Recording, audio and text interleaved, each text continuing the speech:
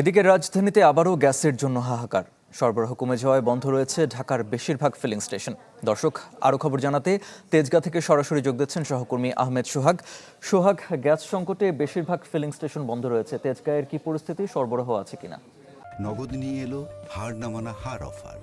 সর্বনিম্ন 10,000 টাকা রেমিটেন্স নগদে পাঠালে থাকছে স্বর্ণের হার জেতার সুযোগ।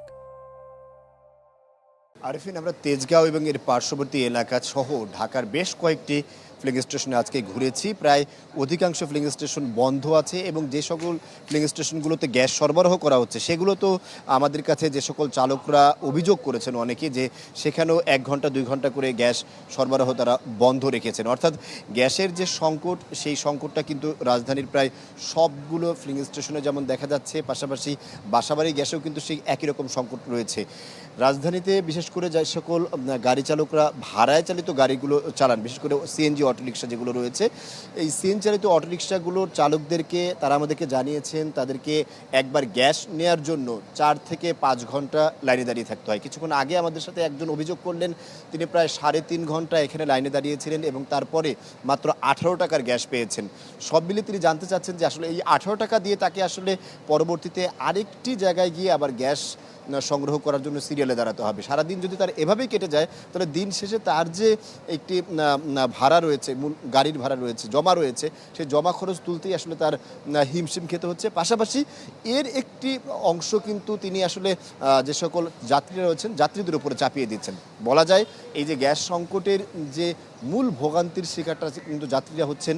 এটাই আসলে যাত্রীদের কাছ থেকে অতিরিক্ত ভাড়া নেওয়া ছাড়া তার জমা খরচ তোলাটা আসলে কিছুতেই সম্ভব হয়ে উঠছে না। এছাড়া যে সকল বেসরকারি কোম্পানিগুলো আছে বা সরকারি কোম্পানিগুলো যেগুলো রয়েছে, সেই কোম্পানির যে গাড়িগুলো রয়েছে, সে সকল গাড়ির চালকরা জানিয়েছেন আসলে আজকে সাপ্তাহিক ছুটির দিন, তাদের একটি দিন থাকে যেদিন ছুটি থাকবে, কিন্তু আজকেও তাদেরকে আসলে সেই অনেকেই আমাদের কাছে অভিযোগ করেছেন ভোর 4টা 5টা থেকে এসে এখানে সিরিয়ালে দাঁড়িয়ে আছেন শুধুমাত্র গ্যাসের জন্য, কিন্তু তারা গ্যাস পাচ্ছেন না।